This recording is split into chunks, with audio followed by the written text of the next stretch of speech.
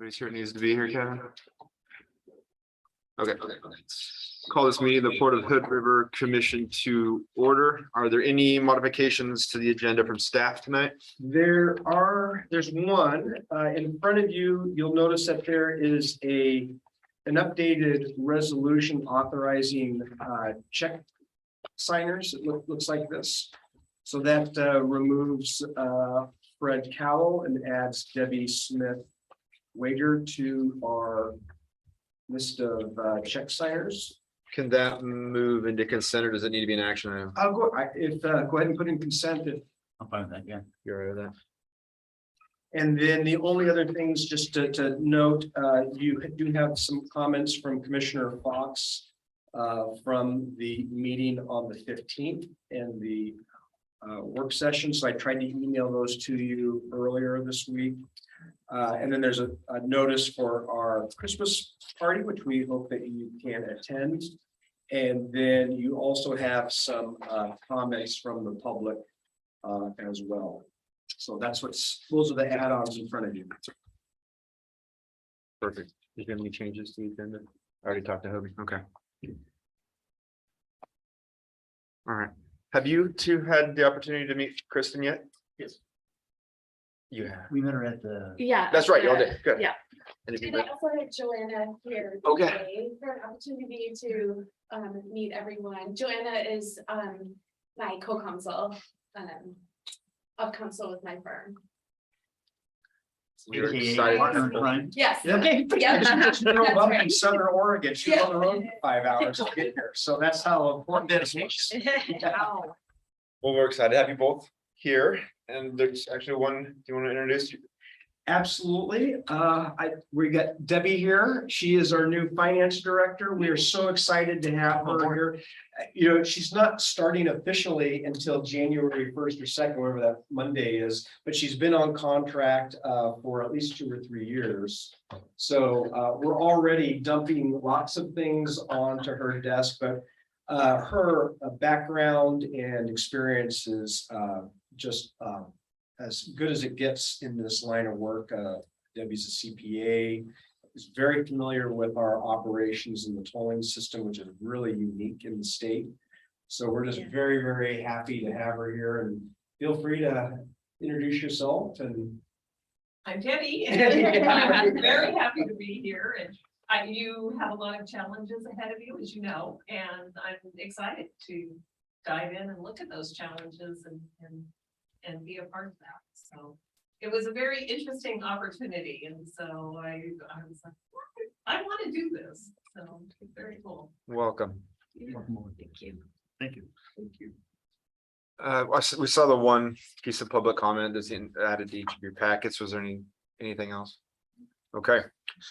Then with that, we can make a motion to approve the consent agenda with the addition, if you're both okay with it, the resolution and the comments from Commissioner Fox. First, I'll make a motion to approve the minutes as presented to us with an addition, the resolution 2022-23-2 as presented. Second. All in favor? Aye. Aye, as well, consent agenda will pass. We have one presentation from Kevin this evening regarding our work session from a couple weeks ago. Right, exactly. So that's page 23 in your packet.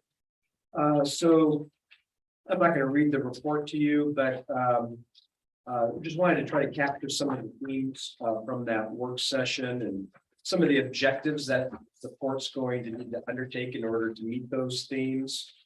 And what we ended up doing was taking all of your ideas that came out of that work session, and then staff kind of prioritized them based upon, the amount of money that it would take to get completed, how long it would take to complete it, and also some risk assessment as far as how difficult it would be to get completed. So once we did that initial assessment, Greg Hagberg, who unfortunately isn't here tonight, he's feeling a little under the weather. We met with Abigail Elder, the city manager, and Dustin Nielsen, the community development director, and shared your list with them to try to get a sense of where they were at. And so the final, rankings or prioritizations, which are a couple pages later, which our recommendations start on page 30. This is based upon what we think is teed up, ready to go. Will take the least amount of effort and doesn't include a huge amount of zoning rechanges.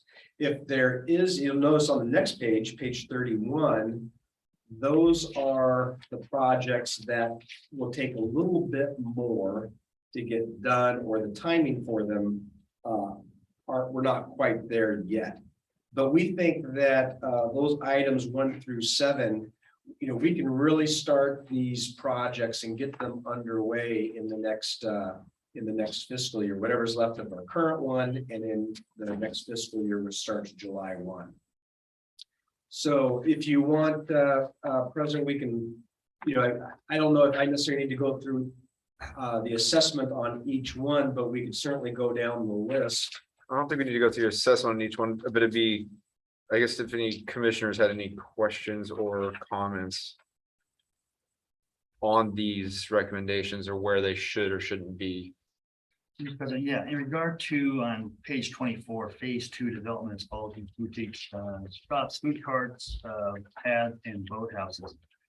I think the terminology should be boathouses. It may be small watercraft dry storage, something along that line, because that's misleading. And that's what's designed to be for kayaks and for That's a good outfitters and point. those things. That's a good point. Yeah, that's a good correction. And And then when we do at the airport. When we're talking about T hangers, when you go out to a RDFI, you'll be gauging where the public interest is there as well. And so we'll see a report on what the options are. That's exactly right. So when that's issued, and we're very close to it being complete and ready to issue. So once that goes out, when we get responses back, we'll be sharing those with the commission, most likely in an executive session. And then at that point, just negotiating the land lease. and then we're also gonna look at it in-house too. Absolutely. Cost comparison. Yeah, we can actually, we can do that. That was the commercial version. So the RDFI is just the land lease, and the one where we're doing, that's the Hangers. that's the commercial hangars. Will a marina study, obviously a marina study is going to be necessary as it relates to a new bridge. That feels like something that would be a requirement of the new entity to do anyway. Why do we want to do it for them? Well, I think that we've talked about this even with HNTB. So part of it is that right now, the building that we're in will need to be relocated pretty early in the process. I mean, last year, there's, I want to say $50,000 in the current budget to do some architectural analysis on where our building should go. So it would make sense to assess as part of the bridge project. You're absolutely correct about the impacts to the boat launch and the parking and where laydown areas are going to be needed for the bridge project. But how's that going to affect the west and north side of the marina? And so that all has to happen sooner than later. And then there's the subsequent phase, is what happens after the bridge is done. Everything is returned to normal, and you now have a blank slate on this side. And so part of it is trying to, and this is where we'll need to talk to, I think, some of the feds and some of our legal counsel and others about we want to make sure that the planning for the marina takes into account the bridge, but we don't want to muddy the waters, if you will, about the port specific elements of development surrounding the marina that aren't specific to the bridge. So that so we have to be careful about how we use HNTB, because we don't want to say, oh, developing an RV park for, say, on the northwest side of the marina, that's not really a bridge element. So it's really important that HNTB be a part of that study, but it's probably going to need to be separate from the bridge effort, just to make sure that we're not muddying the waters as far as where the funding's coming. That makes sense. That's one, if it's covered by grant Yeah, funding as well. Can we make the south T hangar and the north apron part of the same, one and the same, because I want to see where the private interest is in both of those? Or does it have to be two completely different things? no, we could actually, put those together. 1 and 4. Yeah, if we're gonna find out where the private interest is on number 1, I don't know why we wouldn't on number 4. And just to be, just to clarify, so that is, would be approximately where the current fuel tank is located. Is everybody familiar with that area? There's kind of a gap down there in between some of the current hangars. So the idea would be, one, either leasing the land for someone to develop a T hangar in that location, or the port would develop it. And that'll be part of that analysis that we'll see back is, here's what it would look like to build it ourselves. Here's what it would look like to lease it and redirect that capital somewhere else that we can actually, Use it because as- remember, we build something out there, the money stays there. Yeah. It's not coming back anywhere else. So it'd be really, we need to look at those two numbers and see. So you'd like to maybe combine 1 and 4 together? And do I don't, that? it doesn't matter. I just want to, I'm gonna have the same question on both, I guess.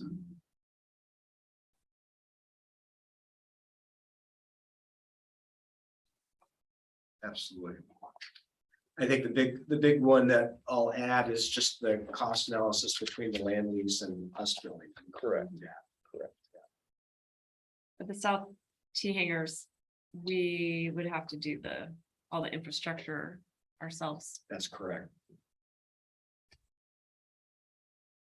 So that's where we could look at doing it ourselves versus just leasing the land Okay. and letting somebody else put the infrastructure in the new hangar in. Mhm. To what extent is there needed for infrastructure in that location? I'm not quite sure as far as all the needs. Yes, I mean, hangars obviously, don't there's a whole row of hangars along that portion. John, do you have a sense of maybe what the infrastructure is out there currently? Yeah, what we need is out there. But there are it depends on what you want to do. If they're just T hangars and we're just talking about running electricity out there, the obstacles you have are the elevation difference between the taxiway and where those could be built.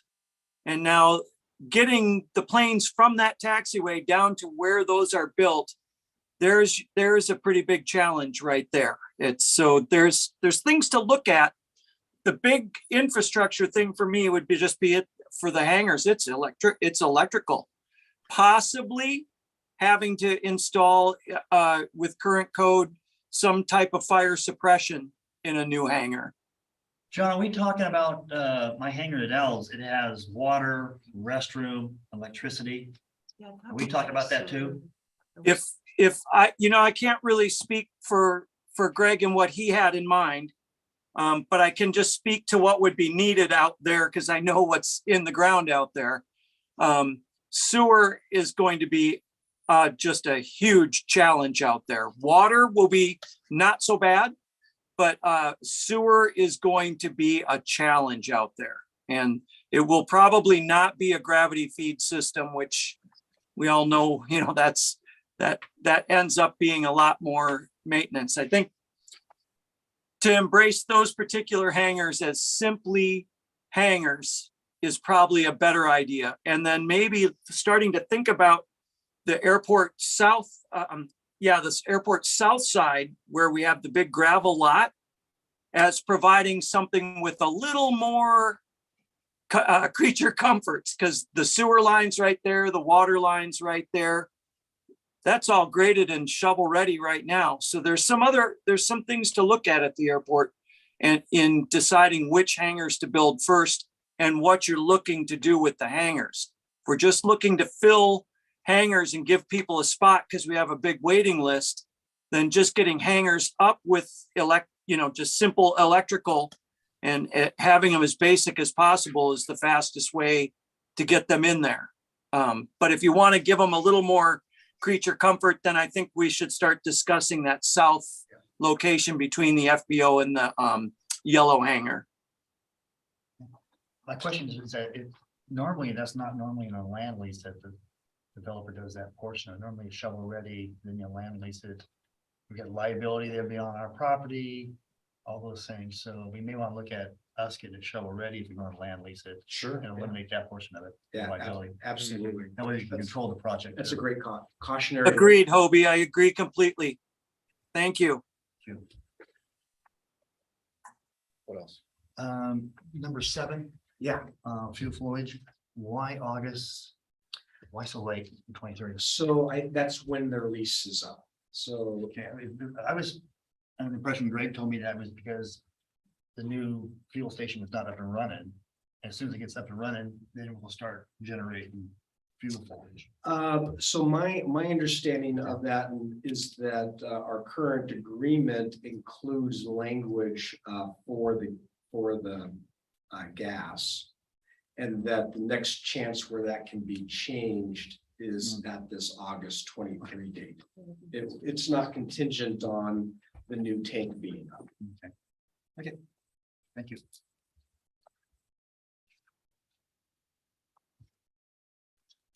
So if we say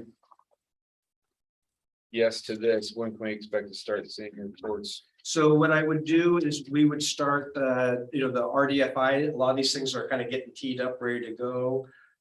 Greg's got a couple of quotes for doing the Hanel study, which is only going to take a couple of months. Okay. So a lot of these things can really start, frankly, they're already underway. Jen, when do we need to use that grant for lot 1? It has to be extended or expended by the end of this fiscal year, both of them do. So I guess you guys will decide which that's gonna be as you start moving forward on. Yeah, exactly. Okay. Yeah, it's gonna take a while to get that AE design RFP up and running, but we've got some models that we can pull from ODOT as well. Mr. President, should we talk about how do we implement these with staff hours? Do we talk about an intern coming in, temporary labor? I mean, Personnel committee has already expressed to Kevin that as soon as. 'cause once he- it's this he- list established, As soon as they divvy this up and see where the hours are gonna go, if there a need exists regarding staffing, we want to hear about it right away. I think we've made that Very clear. yes, very clear. I'll make Okay. sure that, we realize that we're not gonna be able to do it in-house. No, We're gonna have this we, list and nobody to do it. for right, us. and we expect there to be probably some outside consultants and contracts like Kevin just mentioned, but if it comes down to it and they need staff, we want to hear about it as soon as possible. Thank you.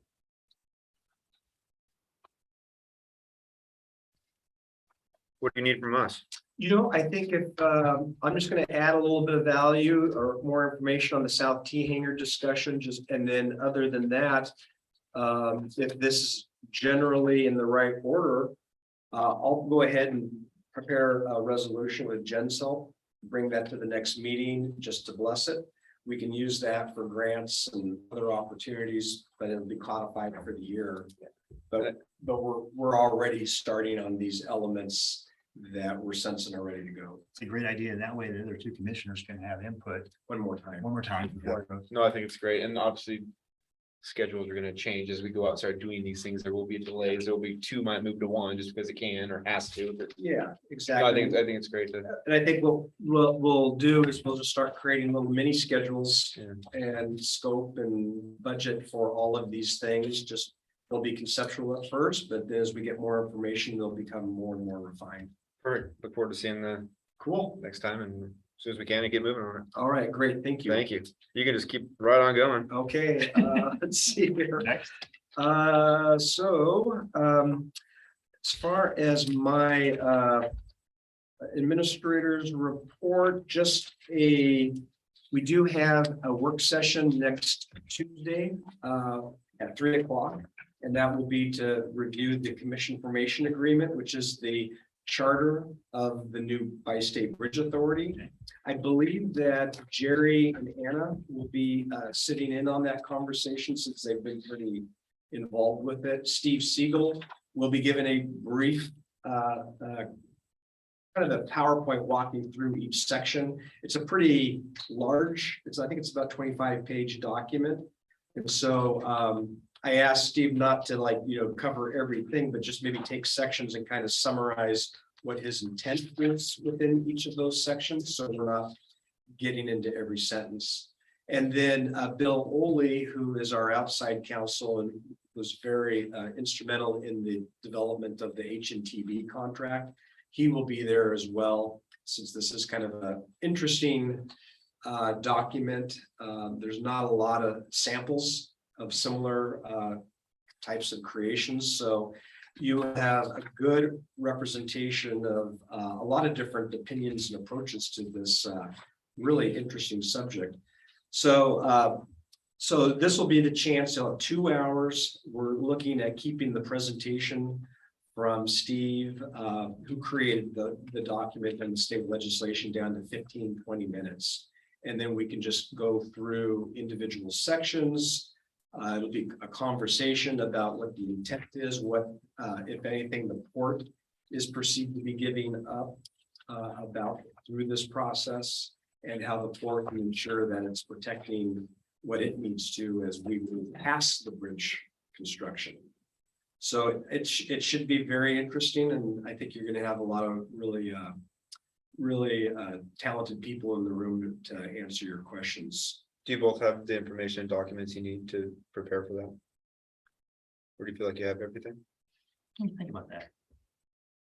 Is it gonna be held here? It'll be here. Yeah, 3 o'clock. That's what I thought. So you should have a red line version of the CFA. Anything else you need? You want to just maybe So- resend all that tomorrow, just to confirm everyone has it.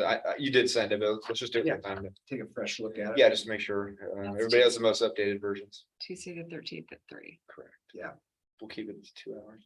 Okay. So I will do that, and then I guess the other question for the commission is, what would you like to do as far as meetings in January? I believe the first is a Monday. The first is a Sunday. Sunday. Yeah. Monday is actually technically a holiday. There you go, that's it, the holidays on Monday. Yeah, So we're maybe thinking that do the second Tuesday of January. Could do the 10th and the 24th instead of the 3rd and the 17th. Why don't we only do 2 in January if you think we need to have 2 in January? It's just gonna depend. I don't know that we need to. If we have 2 agendas that look like this in January, why don't we just combine them into one? But I don't mind. You guys tell us. And they'll still, and I like the dates because people are gonna be gone on the second, Right. third. So. Yeah. Exactly, recovering. Once you come back, so. Yeah, so let's, why don't we go ahead and do the second Tuesday Okay. for now, and we'll see what the demand is for a second meeting in Okay. January. Normally, in the past, it's only been one meetings after it. The holiday, they're gonna get rid of. Yeah. Cool, and then I did, we had the conversation about the historic US 30 bike trail. Yeah. And I don't want to steal your commissioner comment thunder, but I did talk to ODOT about that, and Tara Langley is the program manager. Okay. For the entire trail project, and she is available to come to present to the commission. If you guys want to do that. Do you want me to speak about that now? Okay, so anyway, I talked to Kevin earlier today, and I was gonna say, on the commission call, I was gonna ask if there's any commissioners that are interested in getting an update from ODOT in regard to Highway 30 that runs from Troutdale clear to eventually to the Dalles. And I think it'd be important if we incorporated Abigail, city manager and county administrator, to be in the room with us, so we're having 3 different meetings and they can ask questions, because I honestly believe that that's gonna be like a silent giant. It's gonna open up and it's gonna be with e-bikes and no carbon footprint. I think it's gonna be, let's be proactive instead of reactive to it and help ODOT. And so if they need areas for staging, or if it works well with our activities at the waterfront, that we incorporate cyclists to join our events at the waterfront. But maybe just get an idea of what's going on, because it's beautiful. What's gonna be relevant as it relates to the new bridge too, and how many bikes you're going to go back and Yes, you know, forth I across was that. telling Ben earlier, you can take a family of 4 from Troutdale, spend a night at McMiniman's and ride all the way out Saturday to Hood River, spend the night at Hood River, go back, no carbon footprint. They drop by $600, you know they're there. You know, you take one car parking spot for 10 bicycles. So I think it's gonna be a huge thing, the gorge is so beautiful and we take it for granted sometimes, but with people all over the world coming here. And so I just thought it'd be maybe just information for us to I love that. better understand. Yeah. Great presentation, one of these days, yeah. Yeah, so we'll check it out. I'm not sure if it'll be January or February, but I'll keep you posted on that. Thanks, Ken. They're actually doing it. So that is it from my administrator's report. All right. No commission reports that I'm aware of, no action items that I'm aware of. He'll be at another item on commission collection. Yeah, thank you, Mr. President. First one was gonna be the Highway 30, so we talked about that. So the next one I think we need to get on the radar is the parking situation in front of Maritime, the semis. We talked about that earlier when the board was relatively new and it never went anywhere. But I think if we're gonna decide to develop a Maritime building or something down the future, we need to have that situation addressed. And so nobody can come back and say, hey, we didn't have enough time. What do we do? It's supposed to be economic development. You guys aren't helping us. I think it's time that we bring it back to the table, talk about it, not make a big decision right now, but make sure it's on our radar and we're doing the best we can for the people who utilize that area, because we can't dictate 8th Street. That's the city's. There was something in writing down there, what we did and didn't allow them to do at the time. I remember there's only 1 or 2 companies that even wanted to bother. Right, and there were some people that it kind of got dropped, I believe, to be honest with you. I just wanted it written down somewhere. Hmm. And I think there's an agreement somewhere written down on our street. Obviously on 8th can't do anything. Right, Um, but maybe we should revisit it and make sure, so we're not, using legal counsel Mhm. excessively to address an issue that could be tough situation. Oh, I didn't realize it was an issue. Yeah, if you're down, there's a lot of semis into double trailer and the lead Okay. trailers parked there. And my philosophy is that if we're gonna develop Maritime, we don't want little kids walking back and forth with semis down there.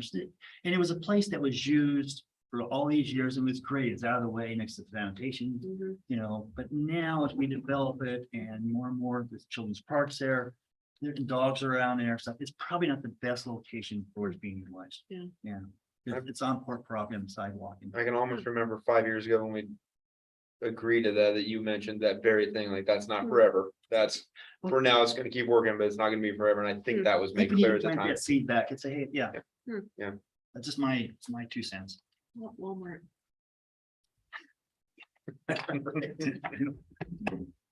Anyway, that's the only thing I have for this commission call. Commissioner Gary, anything for us? I think so. Neither do I. All right. As far as directives outside of the work plan. You have that, and then we'll find a time to get a presentation from ODOT and city on the calendar. Yep. Is there anything else I missed there? Nope, that's all I Okay. have. Then we can recess regular session and enter executive session under ORS 1926602E to conduct deliberations with persons designated to negotiate.